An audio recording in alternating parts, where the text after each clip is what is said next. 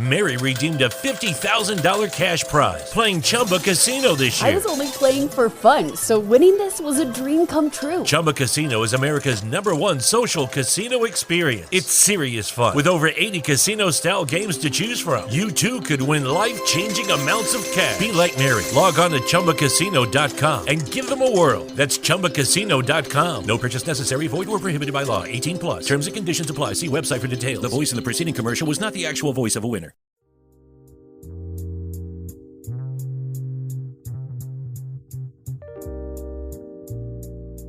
Hello, and welcome to the Proactive Caregiving Podcast. As a CPA with over 20 years as an industry accountant, Jessica stepped away from the corporate world to become a full-time caregiver for her mother. Having learned invaluable lessons along the way, she is now here to share those with you and to invite you to join her on this caregiver's journey. Here is your host, Jessica Cannon.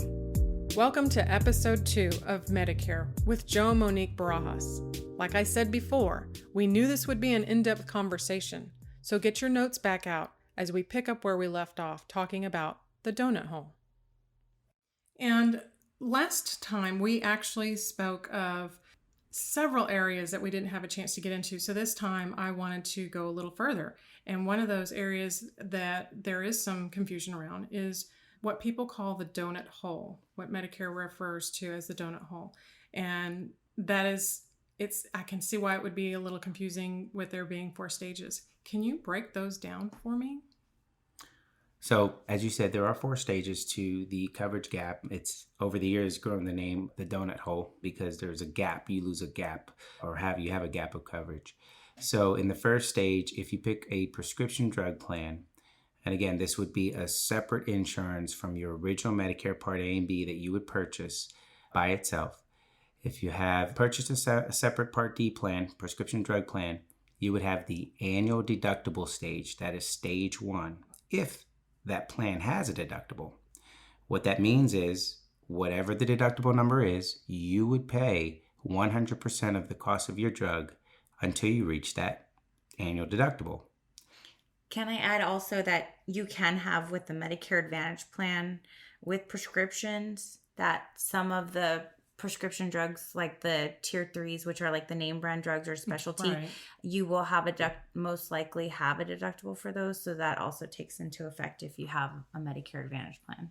Right. The stages that I'm going to describe are for a standalone Part D plan, but they also transfer over if you have a Medicare Advantage plan that has a Part D built into the plan. So it's not like you have to learn a different donut hole or different coverage gap by having a Medicare Advantage plan with prescription drugs or by having a standalone Part D plan. It's the same once you learn one. Now the figures could change. The annual deductible number could be different. The co-pays, the co-payments, all that stuff could be different. But the stages are the same on either side. So the second stage is called the initial coverage stage, where you, as the member, would pay a copay or a coinsurance, depending on which prescription drug you need, and the plan you select would pay the balance. If you pay, a certain amount per year, and the plan pays a certain amount per year, and you reach a figure, a yearly figure, then you will lose the plan's help paying for the prescription drug. That would put you into this coverage gap.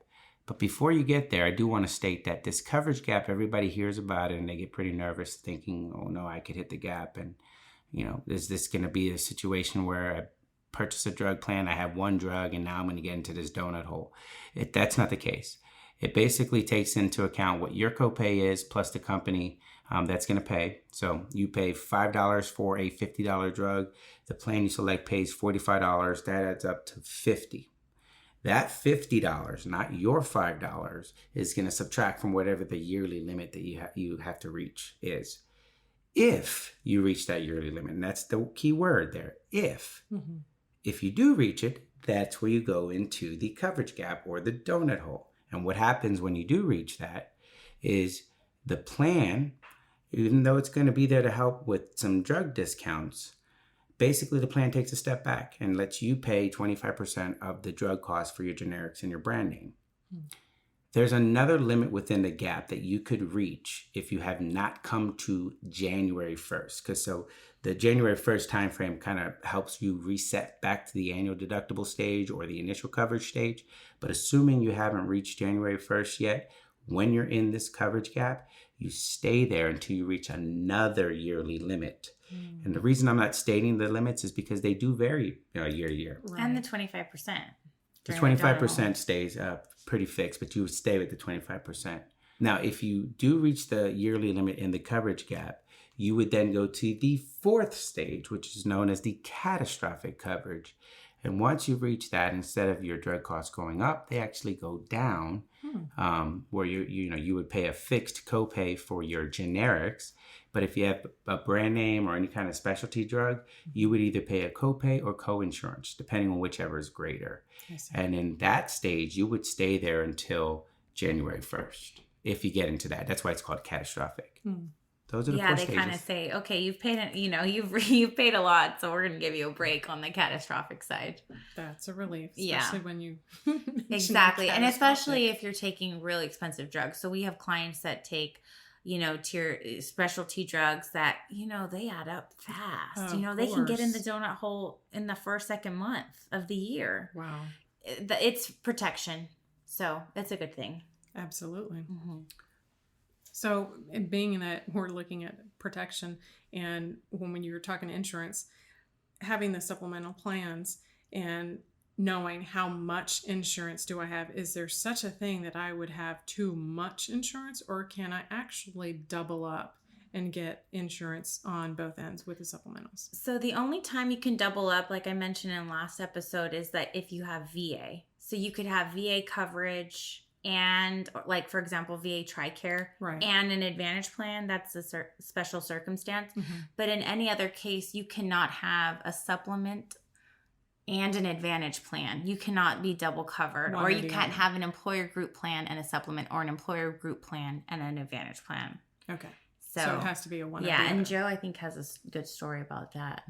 So the story that I have a few years back, I had met with a lady who had a Medicare supplement, and the intention was to get her on a Medicare Advantage, educate her about it and pick her options. After I did, kind of go over some of her options and educate her on a Medicare Advantage plan, she decided to show me a second card, which was a Medicare Advantage card. And I was kind of shocked because she had both a Medicare supplement and a Medicare Advantage, and everything that we had been trained and taught was that you cannot have both. You cannot have a Medicare supplement with a Medicare Advantage plan. So I did some digging and some confirming that she did have an active Medicare Advantage plan along with an active Medicare supplement. And since I knew that the Medicare supplement would never pay, because Medicare supplements will only ever pay if Medicare pays first. I see. And when you have a Medicare Advantage plan, the Medicare Advantage is the primary insurance payer. So Medicare doesn't pay any of the doctor or hospital bills in that situation. So it's the reason our training says you should never have a Medicare supplement with a Medicare Advantage is because you would be paying a supplement company a monthly premium for it to never work. What I wound up doing in that situation, it didn't make sense for me to get her on an Advantage plan because she already had one and it was one that fit her needs. But I did wind up helping her go back to the start date, which was almost 5 years that she had the supplement and the Medicare Advantage together, request a full refund from the supplement company because, even the supplement company knew that she should not have had the supplement paired with the Advantage. That's amazing. Now, I can't say there was anything shady going on because the supplement company did give the money back. But one thing I will say is that even if you pick a company that has both a Medicare Advantage and they also have a Medicare supplement, their divisions don't talk to each other. Oh, right. So it is very possible that you can have the same company and be on those two plans and then say, but why didn't, which is what this lady told me, well, why didn't they ever notify me? How come I didn't get a letter?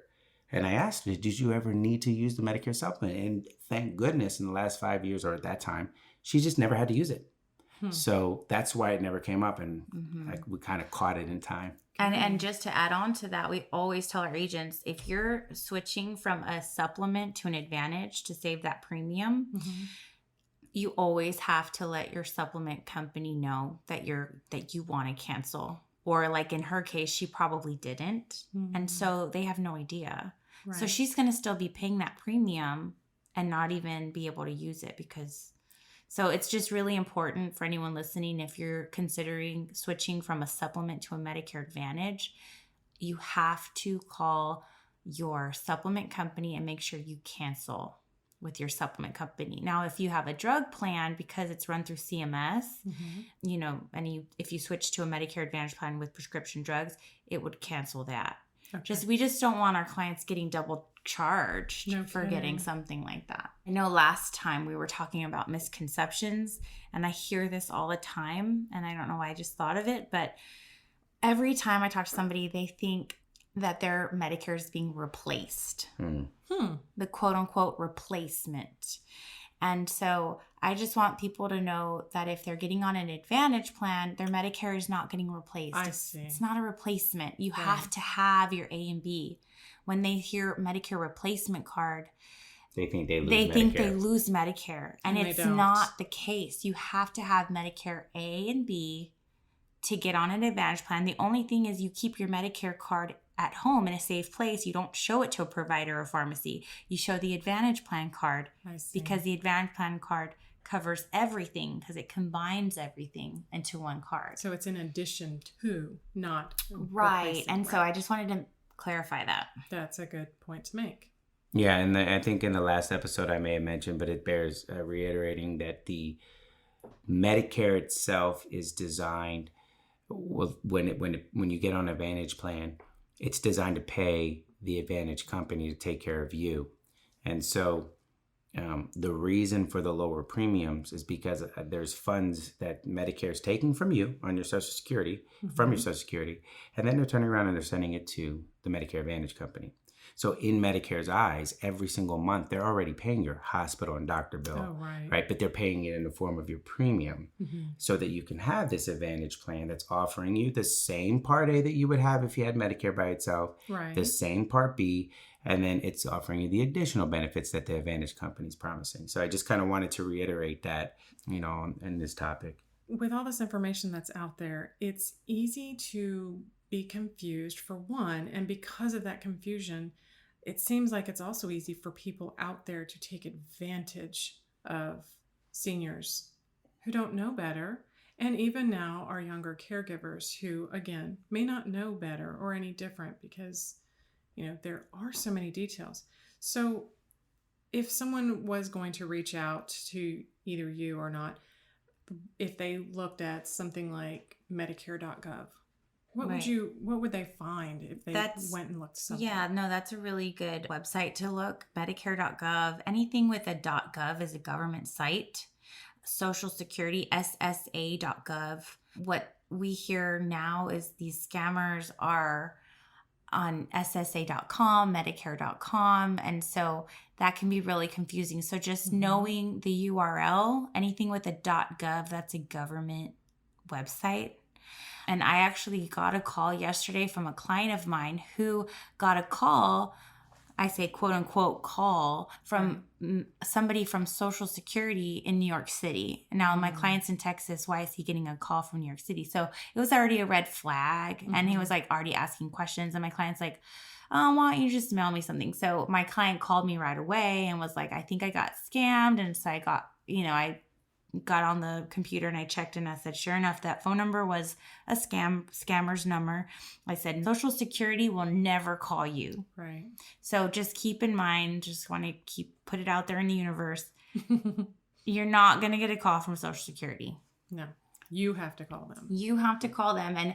And if you're already getting Medicare or on Social Security, you know what those letterheads look like. Yeah, they'll send you letters before they give you a call. Yeah, pretty much it's Medicare wouldn't send you something that says Medicare.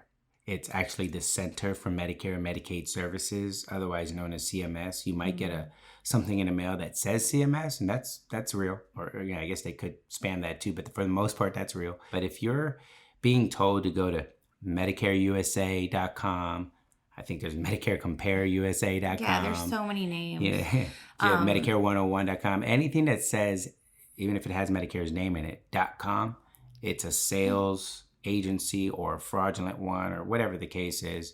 Because realistically, for the information that you need, you go to either Medicare.gov, G-O-V, or SSA.gov.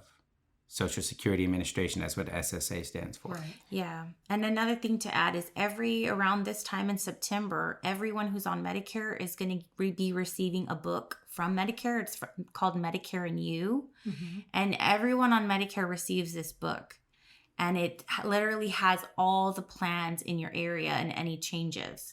So that's another really good resource if you don't have access to a computer, Mm-hmm. or you just like to prefer something visual like I do. Absolutely. I like to see things and touch and feel. So you'll receive a book that actually has, all the plans in your area. Also, too, I know that I get some clients telling me, oh, I got a call from somebody from Medicare and they wanted to help me enroll in my numerous Medicare Advantage or my numerous prescription drug options. And it can be confusing because unless you prompted a call from Medicare, Mm-hmm. because Medicare will call you back, but unless you prompted a call from Medicare, again, it's probably a sales agent trying to get you to get into a plan that you may not be ready to, or, hopefully they're giving you the proper information.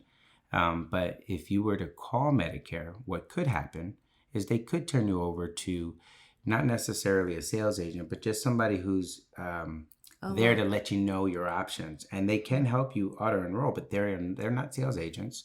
They won't be able to give you. They won't be able to sit there and say what Monique and I could say, like, well, I'm certified for this company, Mm-hmm. and all of these benefits, and here's how the nuances work, and here's how the doctors work. It's going to be real neutral information. Mm-hmm. It says it's a zero premium there. It says it has this deductible here or copay or whatever it says. Factual. And that's it. Mm-hmm. That could happen. But again, it has to be something where you've either called in or you've prompted a phone call back. If you just get a random call saying they're from Medicare, trying to sign you up, and they sound like they know way more about the plans than they probably should, Mm-hmm. that's more than likely a sales and you call. also want to just ask the questions, If someone's calling you, just say, okay, who do you represent? What's your name? Are you licensed? Which we have to disclose. As licensed agents, yes, you can make a call for a supplement, but never for an Advantage plan. We cannot make solicitation calls for Advantage plans. So just know that if you're going to get a call, it's probably for a supplement. It's probably from a sales agent. But just ask the questions like, okay, where are you from again? Are you local? Like, you just got to be educated and just know before you give out your Social Security number or before you give out your Medicare number. And that's the scary thing is that you're the one that needs the service, or what you need, what your illnesses are. So if they're just trying to get personal information from you without even providing you with knowledge of anything else, then you're most likely not speaking to someone that is legit. Yeah, we don't ask for any of that unless you've already given the whole presentation and you're ready to enroll. That's when we collect the Medicare number to get the enrollment. So, there's a lot more processes before we even ask for that. It's mainly like, and most of the time it's you reaching out to me asking about Medicare. So, or Medicare Advantage. So, like I said earlier, we can't really be out there promoting just cold calling people talking about Medicare Advantage in particular. Right. Because that's what happens. Like Joe was mentioning earlier, there's a gentleman that was saying, hey, basically has this policy and I want basically what they have. And you're contacting that person. Well, how did you find it? Where did you get it? Oh, I don't know. Go on this Medicare.com or Correct. You could get wrong information and by accident. And luckily a lot of our agents, we work on referrals. So, if our customers, like we said earlier, they're like, oh my God, you saved my life, or oh my God, this and that, you've been such a help. They tell their friends and they call us directly. So they know exactly who they are. And then they tell me, okay, Billy sent me to you or whatever. And it's such a good community. And it just makes me happy to know that we're actually helping people out there and make really good decisions based on what they need. Because like you said, just because somebody has something doesn't mean maybe that was for them. And maybe there's something that's different for you. So for me, I just always say everybody's different. So don't compare yourself to somebody else's situation. So it's the needs analysis, trying to figure out what exactly you need, your benefit, what's your budget? Do you travel? There's just so many different things, like who's your doctor? So just going in with an open mind. Absolutely. You have to have an open mind with this. And, yes. And with a mindset that, and pen and paper, because there's going to be a lot of information that before you know it, your eyes are going to glaze over and it can get frustrating. But when you have someone who's working on your behalf and not just trying to make a sale, then you're going to learn as you go. And you'll know right away if someone's just trying to get you on plan X, Y, or Z. While we're on that, though, too, the one thing I would like to say is that I think in the last, we did talk about the advertisement on the TV.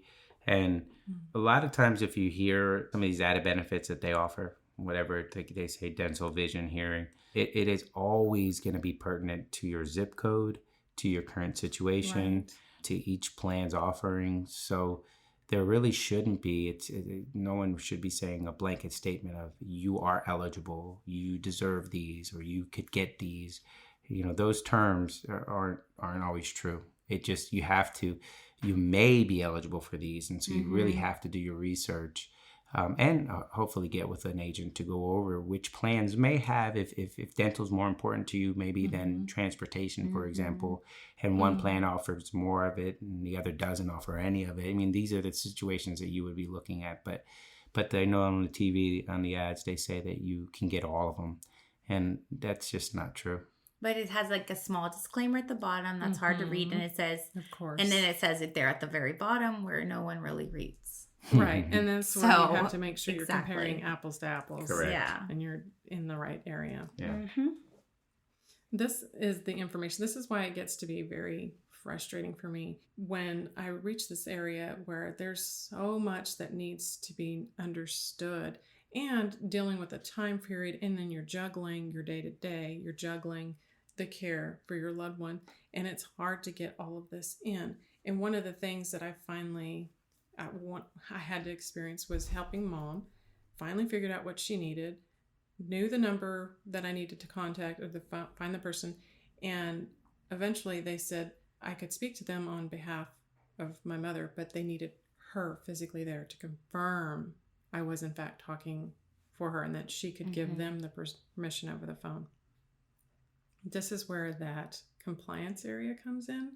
And so when you're working with this compliance and you're trying to balance the details of Medicare, this is where you absolutely have to know what you're dealing with and what you need so you can reach that person who can give you what you need. And when you have that phone call, it may be that phone call that leads you to another phone call. But in this case, the way you are educating them, it stops them from having to go elsewhere. Right. Exactly. Yeah, I agree with you on that statement. Yeah. And I can only imagine how frustrating it is for you if you're trying to get the permission that maybe wasn't already sent in. I mean, there's a form that needs to be filled out, even if you were there during your mother's enrollment process or whatever she selected, and they put it on the application, you still have to send in a form. And you may even still, every year. And you may even still have to get on the phone with her to get permission that way. It is frustrating, but it's also because of the potential fraud. And exactly. But, the other thing, since we're talking about that, the reason it's that way is because when you come to the Medicare world, the whole insuring your family thing is gone.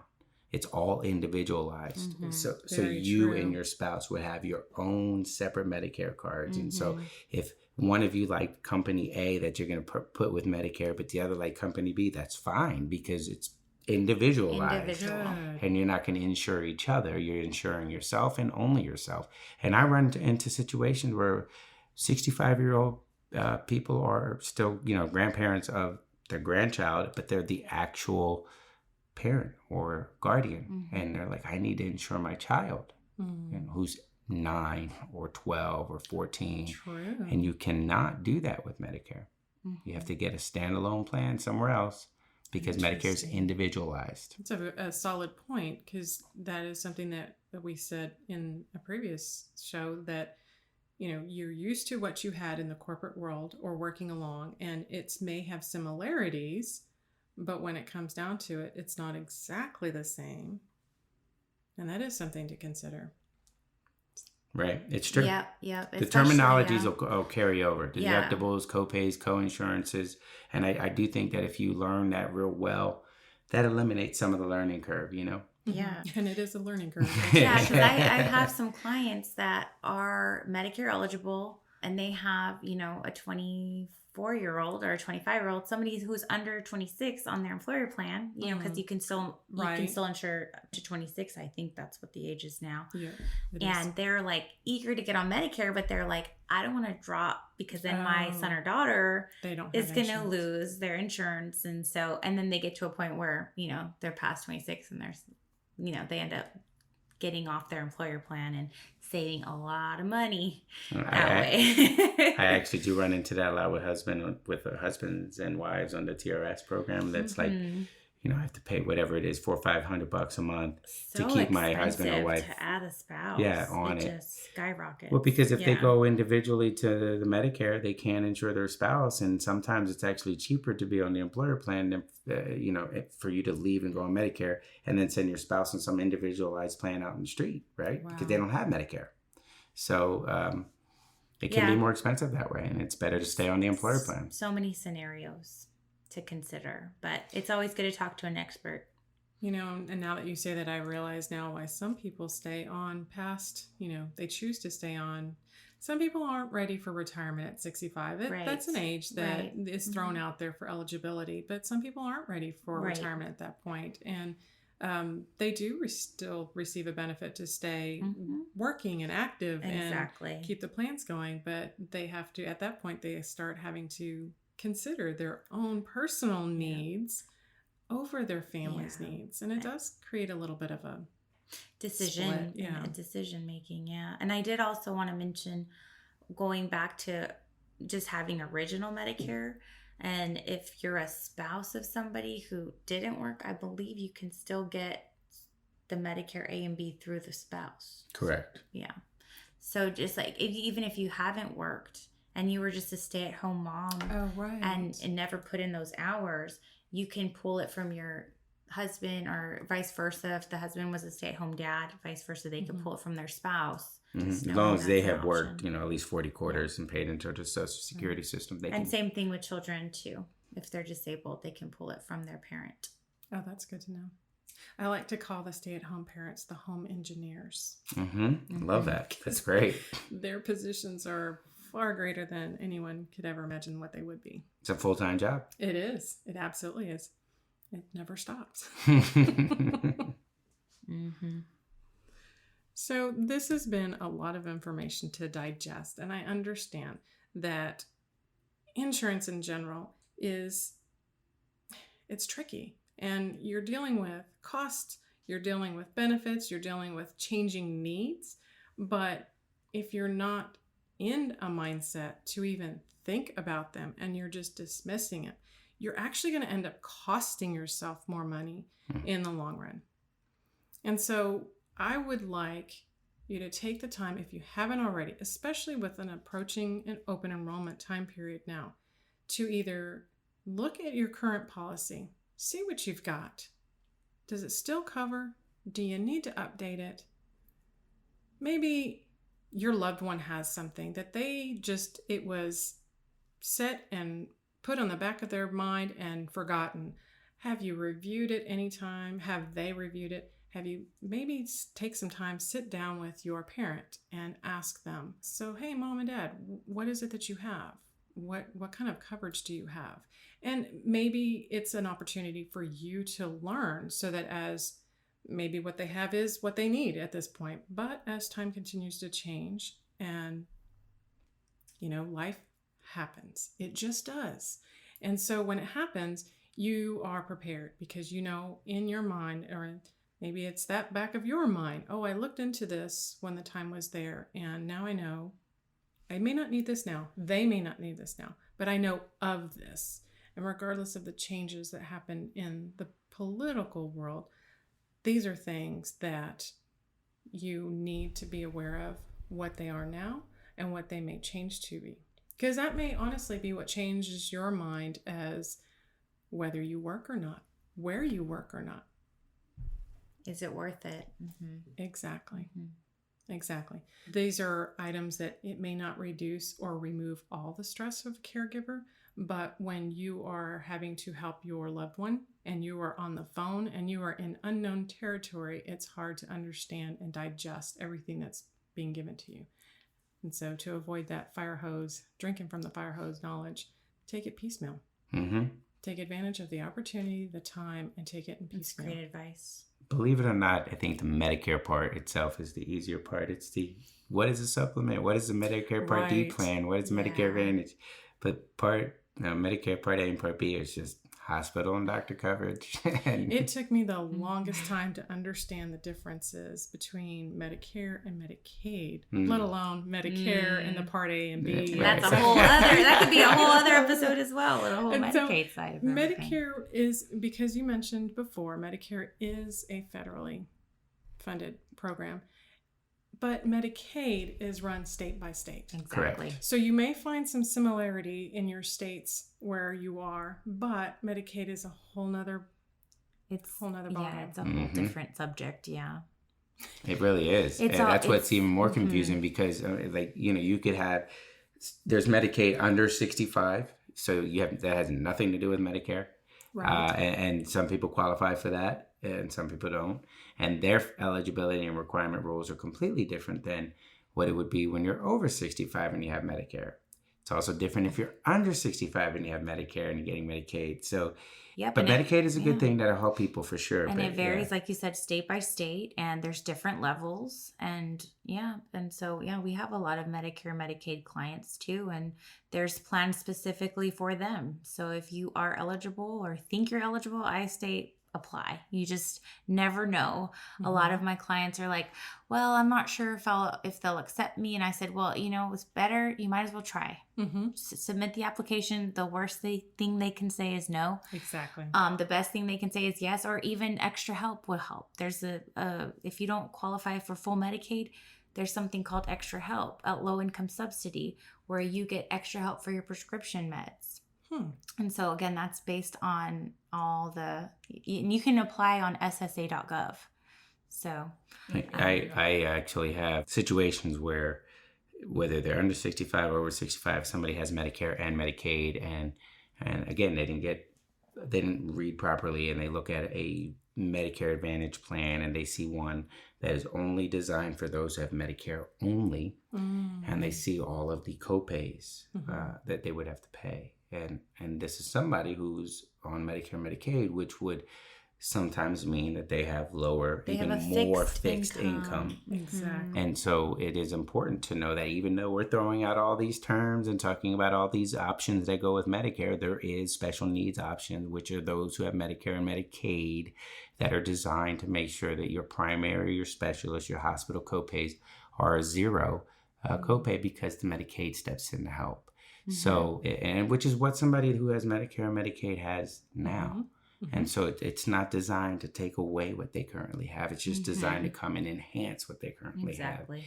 Offering additional benefits like over-the-counter stuff. So, and these things help. I mean, I have clients who say that I save their life because they come in and offer plans that give them about $400 or credits, can't really say dollars, but 400 credits a year to order things like vitamins, toothpaste, incontinence, walkers, things, Tylenol, vitamins. I think I said that already, but still the point is it all helps, because that's money that they would spend normally out of their pocket for things that they need at the pharmacy that they could get shipped to their home and have the insurance company pay for. So Absolutely. So that's putting money in their pocket. Essentially, right? Without physically doing it. Right. It's keeping their physical dollar there. Yeah. And even healthy food credits, so they can get.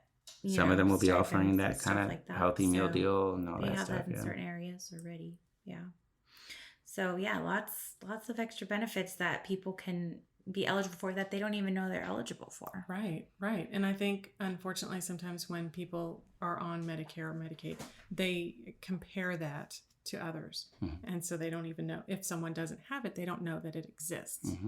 Right. So definitely need to ask, because if you don't ask, you won't learn. Yep, You won't exactly. know.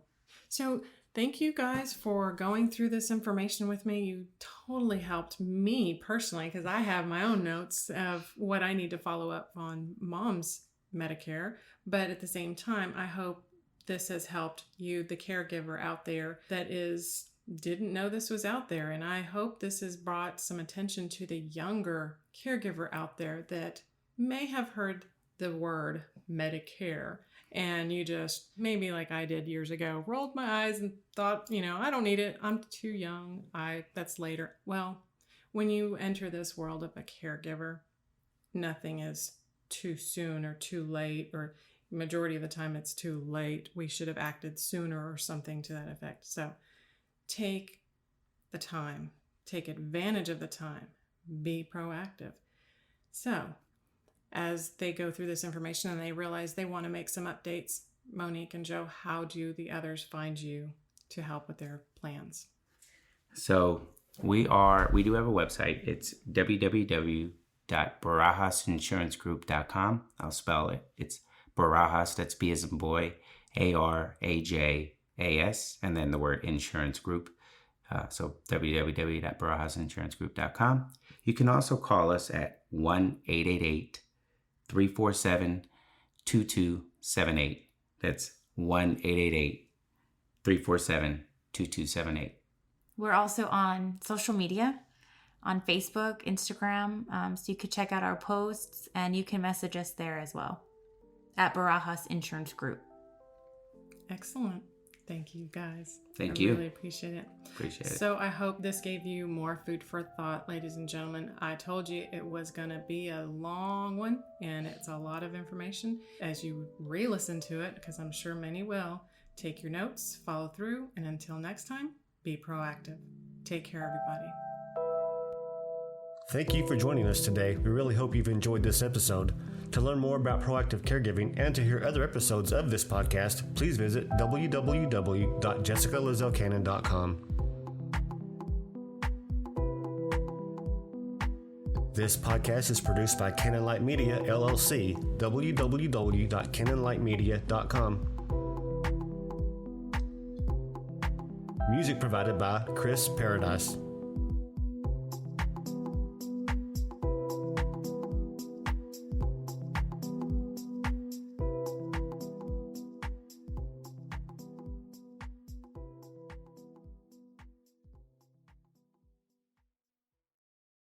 Mary redeemed a $50,000 cash prize playing Chumba Casino this year. I was only playing for fun, so winning this was a dream come true. Chumba Casino is America's #1 social casino experience. It's serious fun. With over 80 casino-style games to choose from, you too could win life-changing amounts of cash. Be like Mary. Log on to ChumbaCasino.com and give them a whirl. That's ChumbaCasino.com. No purchase necessary. Void where prohibited by law. 18+. Terms and conditions apply. See website for details. The voice in the preceding commercial was not the actual voice of a winner.